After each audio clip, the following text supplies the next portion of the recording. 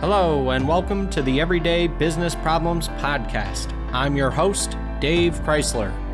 Each episode, we talk to business leaders and subject matter experts to learn about the challenges they've overcome and the challenges they still face. You'll hear fresh insights, real talk, and get inspiration to grow your business.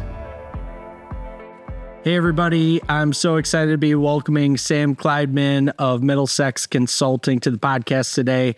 Sam has been a principal advisor for the past 16 years, and prior to that was the vice president of customer service for Oxford Instruments for 12 years. Sam has been a manufacturing engineer, a production manager, and VP of manufacturing at a number of companies before spending 5 years consulting with companies like Corning, Honeywell, Pfizer, and many small businesses on manufacturing automation and digitalization projects. Sam is also a subject matter expert for aftermarket with Thomas Insights and Manufacturing Matters. Sam, thanks so much for coming on the Everyday Business Problems Podcast. I'm really looking forward to it. Yeah, I'm excited to have you. We've known each other for a little bit of time now and have had some really great conversations. And I'm excited to be talking to you today, kind of about why people buy and how that flows through brand, customer service, and also aftermarket service. I think it's an area that maybe not too many people give thought to in terms of how that entire chain connects. So I'm really excited to get into this with you today. Yeah, and I'm happy to talk about this. I just like to mention that even though I'm working now and consulting in the aftermarket service area, what we're going to talk about is generic. So it doesn't matter whether you're manufacturing a fire engine or you're running a dry cleaner shop. The principles that you and I are going to talk about today apply equally. Yeah, and I think that's an important distinction because, oftentimes I know I've found in my career, especially since I've had the consulting business, that sometimes we tend to think things are much more siloed than what they really are. And I'm glad that you took a minute to point that out in terms of, what that process is like for people. So maybe let's start off there kind of on the front end of, what that relationship looks like. And, what are some of the reasons that people are considering your brand when it comes to purchases? Okay, well, it's really a two-part question. The first part is, why are they considering buying anything? And once they make that decision, then the next question is, why do they want to buy from you? And so the first thing, why do people want to buy? People we buy things because we want to use them and get the outcomes that we derive from using it. So the famous example that goes back now 60, 70 years is that an advertising guy at an advertising luncheon in New York one time stood up in front of the audience and was talking about advertising and volume and all those kind of things. And he said, and he holds up a 1/4-inch drill bit. And he said, last year, a couple of million of these drill bits were sold. And nobody wanted one. Nobody wanted a drill bit. And he said, nope, they all wanted 1/4-inch holes. And that story eventually got to a guy named Ted Levitt, who was a professor at the Harvard Business School. And he popularized that whole thing and wrote books about it and made a bunch of money on this. But the truth is, nobody wants a drill bit. They want the holes. Nobody wants a car. Nobody wants a car, but they want to go from point A to point B, unless they want a car because of a psychological reason. So, if I could afford, let's say, a Bentley, I wouldn't drive it. But I'd own it And every morning when I went into my garage to pull out my junk heap, I'd say, I own a Bentley. And if somebody like you and I talk about cars and you say, oh, I drive this nice Corvair or a Corvette, and I say, I got a Bentley and I got you beat. And that's a reason people buy things.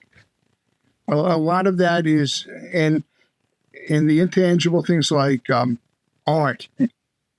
Yeah, I own a Picasso. I've had it for 50 years and it cost me $25. And I bought it not because I liked it, but because I had the opportunity to buy a Picasso and own it. And that's a true story. But in general, certainly in industry, we buy things because when we use them, we have outcomes, and the outcomes are what we need.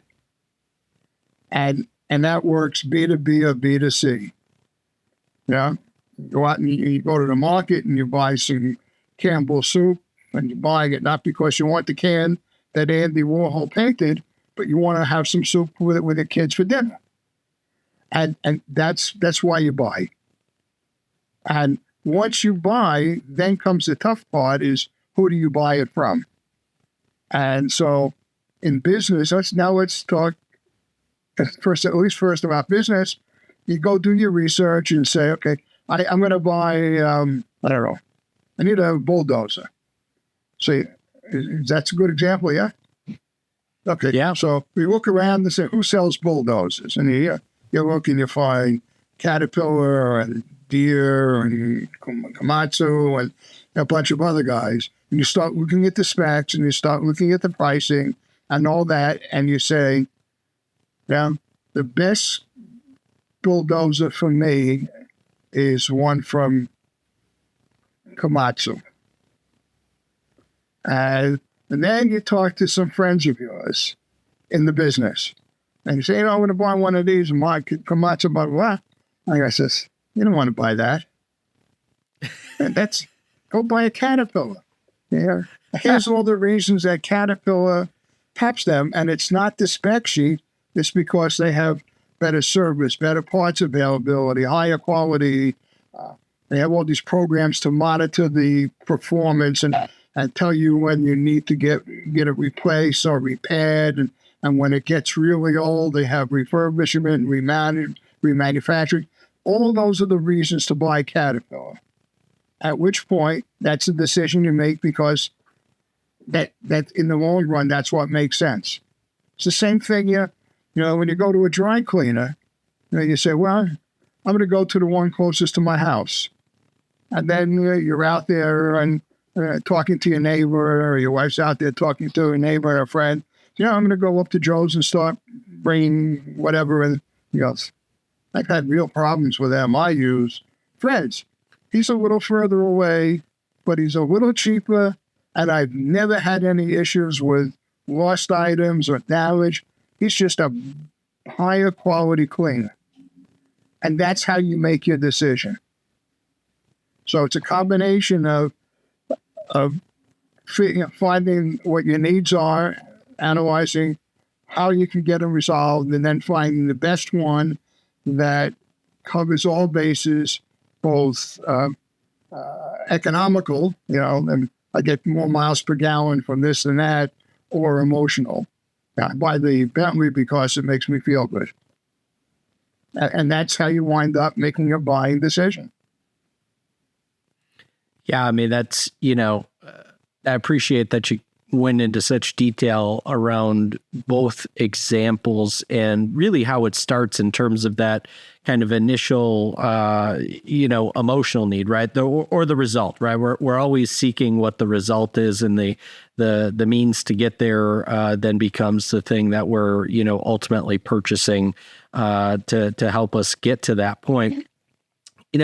One of the things that I think about from that standpoint is, when we talk about kind of well-established brands that have had obviously a lot of, buying cycles and time to dive into this. What's interesting to me is you would think on the surface that many of these large OEM brands kind of have all of this figured out, right? That they have very complex systems, that they have, kind of to your point earlier, aftermarket support and, kind of all of the niceties that come along with it. And the reality is that some brands, right, are in that kind of place, and others aren't. So, I'm curious from your experience, what's kind of the tipping point? Like, is this something that brands are continuing to work on, or is this kind of, given the technology and, the internet and all of these things, even though none of that's new, I feel like there's still a lot of lagging, especially when we're talking about, larger OEM type businesses. Okay. So I think you're making the same mistake that 99% of people make, and that they use the word brand in a way that's interesting but not really appropriate. So to me, a brand is, first of all, the way I've written it and I defined it in my mind and my stuff, a brand doesn't exist except in people's heads. It's not the little picture that we have on that left corner of our letterhead. That's the logo, and it's not the tagline. It's the brand exists in each of our heads. So therefore, the brand could easily be, it varies all over the place, because it depends upon a couple of things. One, most importantly, it depends upon your experiences with the company. And that is the basis of your opinions, because it's, you've experienced it and you know it. The next thing that you consider is what you've been told. The expectations that you have, which may come from the company. Now, the marketing people set expectations, and manufacturing and service people and salespeople create the experiences with you. So both of those play together. And that's really tricky, because all of our experiences are different. All of our expectations, we've heard them from different people. Some of the expectations nobody talks about, but what we all start internalizing them, like, that you can order and almost anything that you could imagine, you could order from Amazon and you'd have it delivered either 1 day or 2 days after you order it. And that's, you've internalized that now. If someone said to you, how long did delivery take? It should take 2 days. You'd work that out in a minute. And that's an expectation now. And if someone says, well, if I go buy this Caterpillar tractor, how long is the delivery going to take? You'd say, now I'm not going to say 2 days, because that's unrealistic. But you think about something, but certainly with spare parts, that's what people think. So that's why brands are tough. And the part for you and I is even tougher, is that we don't remember all the experiences we've had. We only remember a very small number. And same with the expectations that we've piled up in our heads.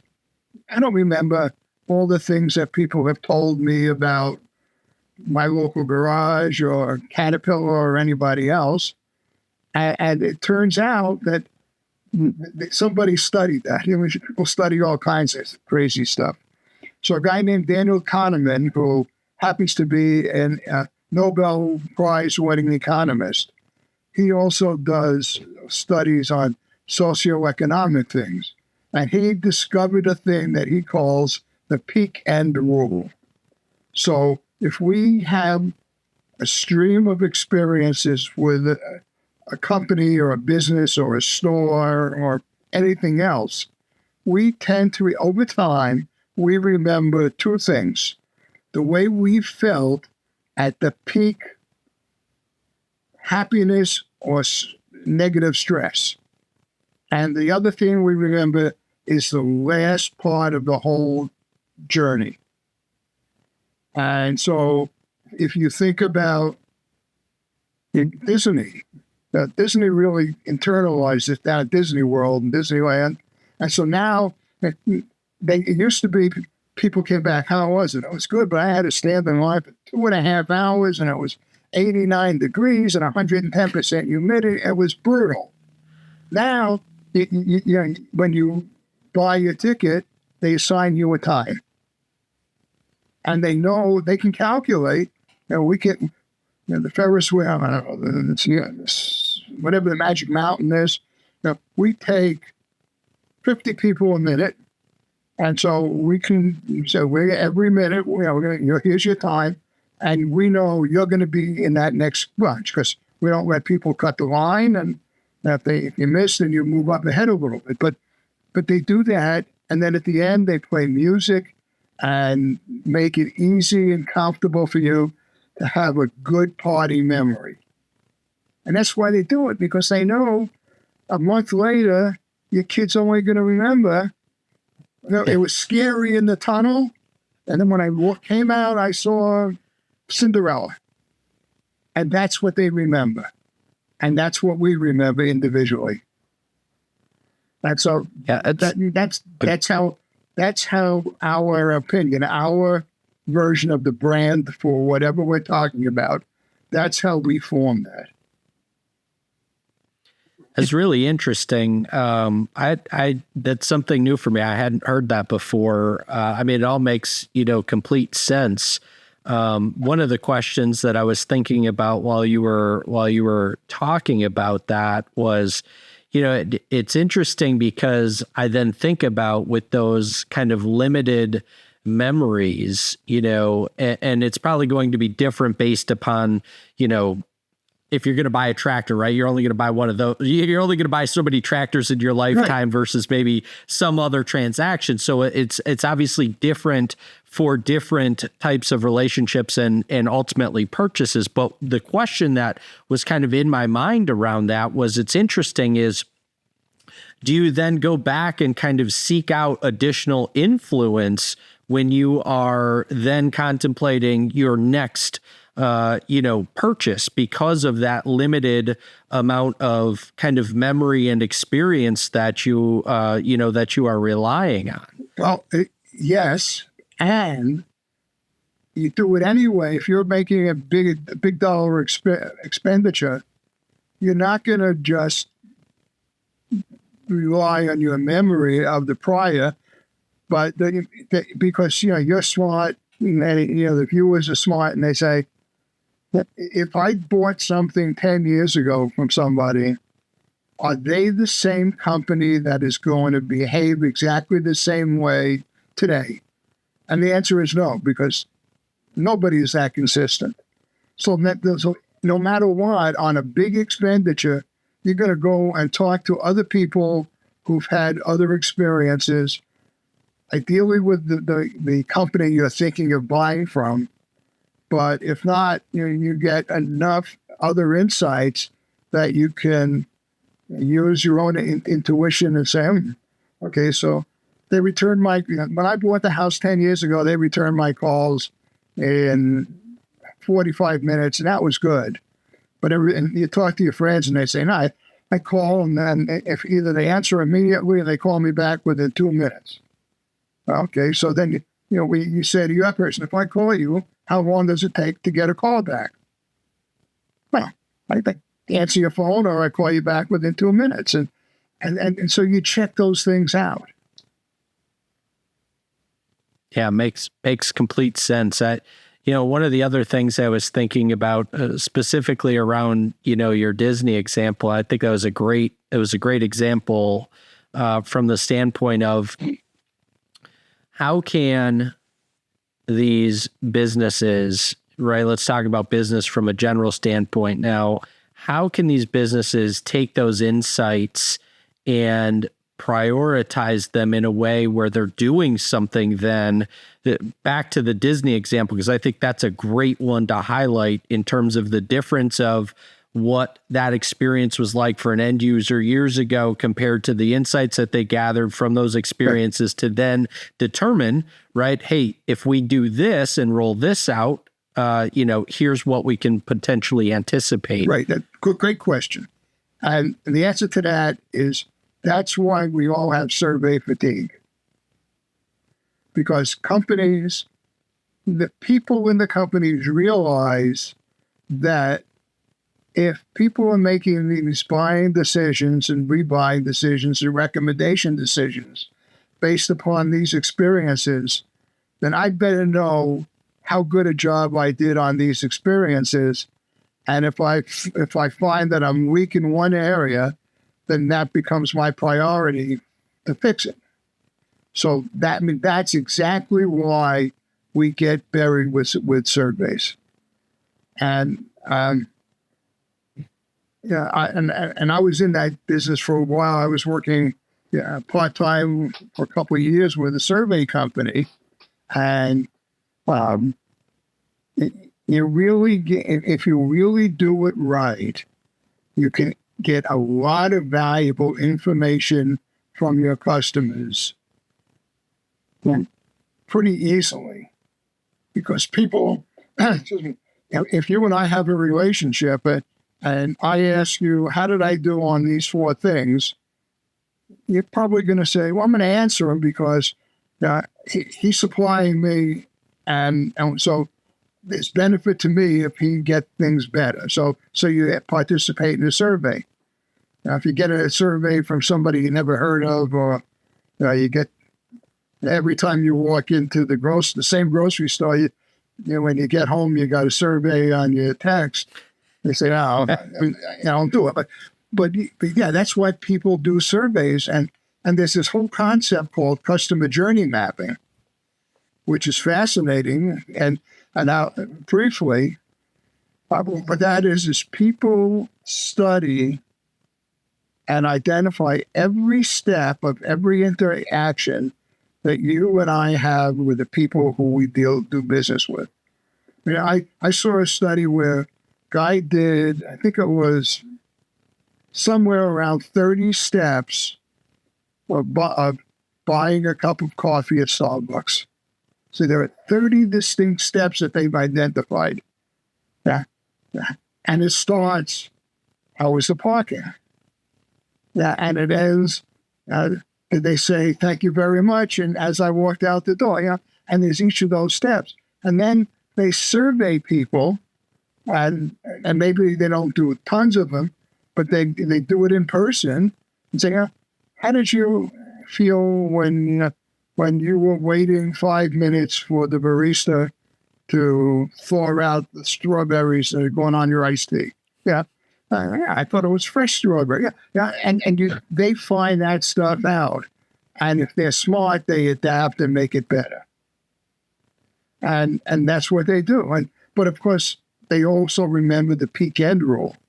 So if they had a choice, let's say they had 30 steps and they have feedback on all 30 steps with varying degrees of satisfaction, the first one they ought to do is work on the last step first. Because that one you're sure they're going to remember. Everybody remembers the last step. And then you start figuring out which is the one that had the most negative. Because that's what people are going to remember. That's that peak. And that's how you go do it. And that's why there are some things that you might say, why don't they ever do this? And the answer is, doesn't matter. They know it doesn't matter, so why waste time and money? But yeah, that is really fascinating. Really fascinating how some businesses are able to take those insights and break that down. It really makes me think about, especially today, with the amount of technology that's out there and, a lot of social presence, and you hear a lot of talk around the kind of user-generated content model and what they're doing. But, the more I think about what you're saying, I can see where companies would be tapping into that more so from the kind of aggregation of those data points versus what I kind of always took it to be was just additional word of mouth and feedback to generate additional sales. But I'm thinking now that possibly there's more value and power in aggregating the data to kind of address what we're talking about, to identify those areas much more so than value in kind of pushing it out to maybe attract new business. Remember the quarter-inch drill story. So the reason you're collecting the data is to create new outcomes. That's the cause and effect. And so if you're just saying, in my business, when people leave my store, they're not smiling. It doesn't tell you anything. It doesn't give you any action that you can take. And you have to find out why they're not smiling. And if they're not smiling because the store is a dry cleaner and it's, you're in Tucson, Arizona, and it's 110 and high humidity in the store, oh, well, you got to find a way of, I don't know, play music to distract them, or blow fans or whatever. But that's what it's all about. But that's what good surveys do. They really do. It's just point out areas that need improvement and point out areas that you might have overinvested in also. Now, if you do such a great job in one area, that may not buy you as much as deploying whatever resources it takes to make it that good and build up an area that's really weak. Yeah, really. I mean, it's the one thing I can kind of equate it to that's more familiar to me, but, I thinking along the same lines is, when we talk about, continuous improvement or lean manufacturing or anything kind of in those realms, some of the most powerful stuff you can do is obviously talk to the people that are doing the heavy lifting, right? Because they kind of know where the waste is at. They know the things that are slowing them down versus, taking maybe an initiative from leadership based upon seeing something else. And I feel like it's, there's some parallels there because, oftentimes I have to imagine when you, either own or in leadership of a small business, you maybe have an idea of where we need to spend some money or to concentrate our focus on. The reality of it is, what we think, and, in some cases doesn't really matter because we need the data to kind of back up, to the conversation point here. We need the data to back up what we're, thinking and ultimately acting upon, versus just kind of going off of, well, here's kind of what we think from our own biases, rather than tapping into the information that's available out there. When I go to my clients and they say, what would you do? I said, you don't want my opinion. I'm never going to buy anything from you. So my opinion is worthless. You want the opinion of your customers and your prospects. There's a bunch of studies out there that say that one of the top 3 reasons why new businesses fail is because there's no market. But can you imagine developing a product, investing the time, effort, and money to develop a product, maybe get a patent and all that, and you bring it out to the market and nobody wants it? I don't know, you want Shark Tank? I want Shark Tank a lot. Yeah. And you see that all the time. Yeah. I can't invest because you don't know if there's really a demand for your product. But people who say, my opinion is valuable and it's my money, so I'm going to go create a business, then they're going to be part of the 50% that's going to fail right away. And then it's really that easy. I mean, it's all about the people who are spending money. Yeah, I mean, so, kind of so wise to be able to strip it back, down to that one key point. But, it really does hinge upon that. If nobody's interested in buying the thing, whatever the thing happens to be, product or service, you're going to really struggle unless you're spending somebody else's money. Well, then they're going to get you anyway. It doesn't matter. Yeah. I mean, there's a really great story, and I'll really make it quick, I promise. There's a guy, somebody from the, I guess the Harvard School, that did a lot of work in this thing called Jobs to be Done. That's really understanding what outcomes people want. And he got hired one time by McDonald's, and they said, we're going to add more beverages in the morning because a lot of people stop out front and go through the drive-in and buy shakes and go and I want to know why they buy them and what else and what else could I sell them, different flavors. And he did this whole study, and he came back and he said, the reason that they buy them is two reasons. In the morning, it's people who are commuting typically an hour or more. And we asked them, and why don't you just buy coffee? And they said, no, coffee's hard because it's hot, spill it on myself, burn myself, and it's watery, so it spills over the console in the car.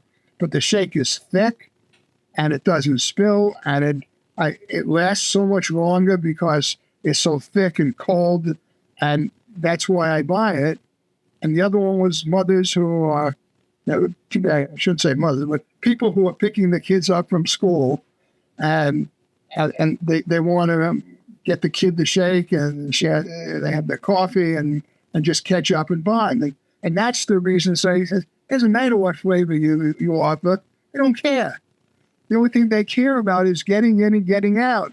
So they tried to experiment, and they had a freezer with a credit card reader, and they just had them stuffed with these things and took off, but they never really implemented it. But that's what he discovered. And that's why you do those kind of things. It's finding out what your buyers want and giving it to them. End the story. Yeah, that's really interesting.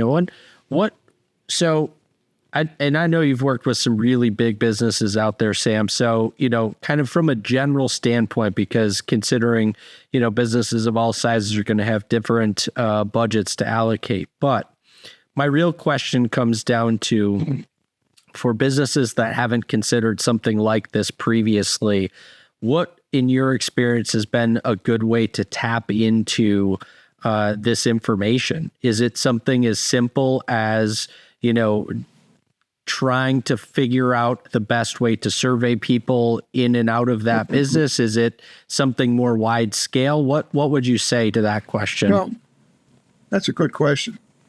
I have 270 something blog posts on my website. Covers every one of those products, and the stories I gave you are documented in there. And if you want to go cheap, go and I just look through them and search the blogs and do some reading, and there's references, and you could do a lot of reading. The only thing I would not do is create a survey myself. Now, I would then, no matter who it is, I would hire a professional to create and do the survey, because surveys are really bad because you can build biases in there, and you could do it unintentionally, and you'd get lots of answers, and they'd be pretty consistent, but they'd be wrong. Interesting. Because if you have an audience, if you deal with people that are between 20 and 70, and you'd wind up talking about things that the 20 or 30-year-olds know, like what percent of your new info ideas do you get from TikTok? Well, most of the people over 30, maybe 40, TikTok, isn't that a game? It's a different world. And if you say, if you're on the other hand, if you say, when you think about the phone that you're using, how does it compare to your Princess phone? And what's a princess for? I mean, a different generation. So biases sneak in. So if you're going to go through the effort of getting real good data, and have somebody help you do it.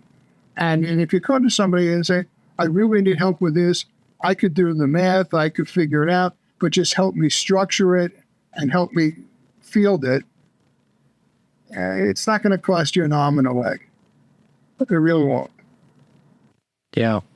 Oh, that's amazing advice, because I think for many people, especially that fall into that, small business bucket, many people would probably feel like that's unapproachable. Even if they're, a 10, 20, $30 million a year company, they may feel like that's completely unapproachable. So that's amazing advice for anybody that's out there that's listening that maybe is in a smaller revenue band that is really interested in tapping into these insights to identify a market research, partner, somebody that can help you with, at the very least, to your point, at the very least, crafting some unbiased questions and ways to pull that information. Right. The easy way is, even if you want to take a shot at writing the survey yourself and pay somebody a couple of $100 to read it and edit it for you, that's not crazy. Yeah. That really isn't crazy. Yeah, money well spent, for sure, especially considering what we've just walked through. Right, absolutely. I mean, it's real. Yeah, amazing. Well, Sam, we're just about winding down. Are there any final thoughts that you'd like to share kind of in and around this topic? It's been a tremendous conversation. Hard to believe we've already burned through over a half hour already. So, but any final thoughts? Yeah, well, if people want to talk, I'm always happy to talk with somebody. And I typically say if it's 15, 20, 30 minutes, I'm not going to charge you. It's not worth it. So short conversations. Happy to participate and answer, and do it. Make a call.